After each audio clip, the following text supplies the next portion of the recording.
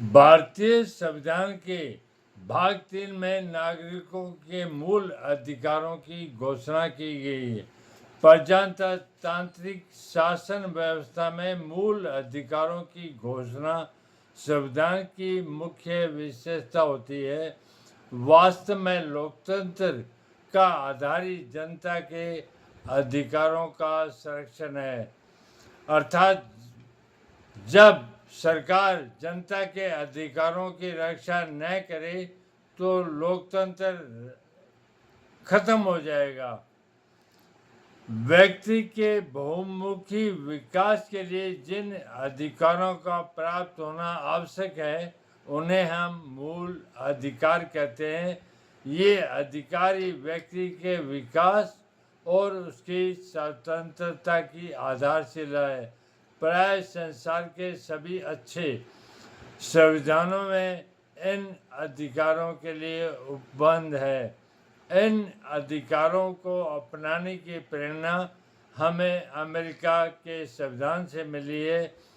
ये अधिकार राज्य की शक्ति पर प्रतिबंध स्वरूप है।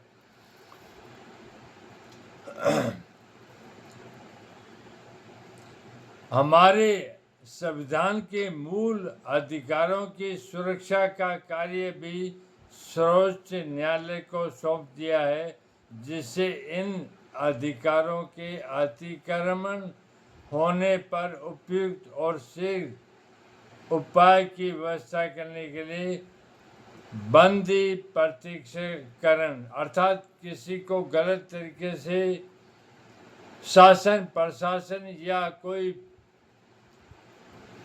अन्य तरीके से चाहे वो कोई बंदी बना लेता है तो इसमें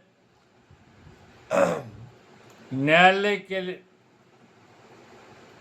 उसके लिए द्वार खुले हैं कि वो बंदी प्रत्यक्षीकरण की यात्रा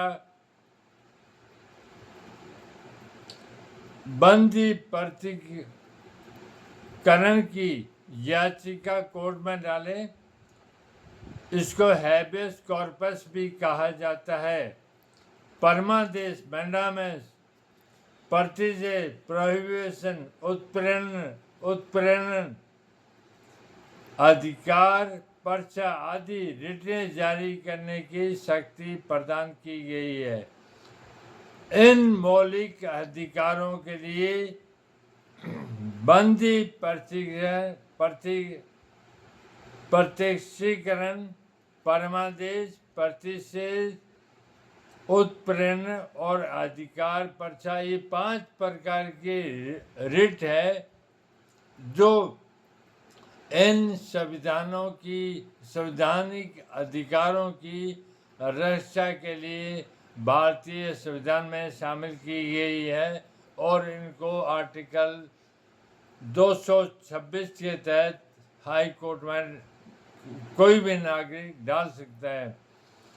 स्मरणीय है कि मूल अधिकार अत्यधिक अधिकार नहीं, एब्सोल्युटली इनको अनलिमिटेड नहीं है। इन अधिकारों पर आवश्यकता पड़ने पर जनहित में प्रतिबंध भी लगाए जा सकते हैं। ये एक ही कारण से ये अधिकार प्रतिबंधित किए जा सकते हैं अगर समाज में अराजकता फैल रही है, कानून व्यवस्था भंग हो रही है, तो इन अधिकारों को रोका जा सकता है और अन्य किसी कारण से इन अधिकारों से छेड़छाड़ नहीं की जा सकती।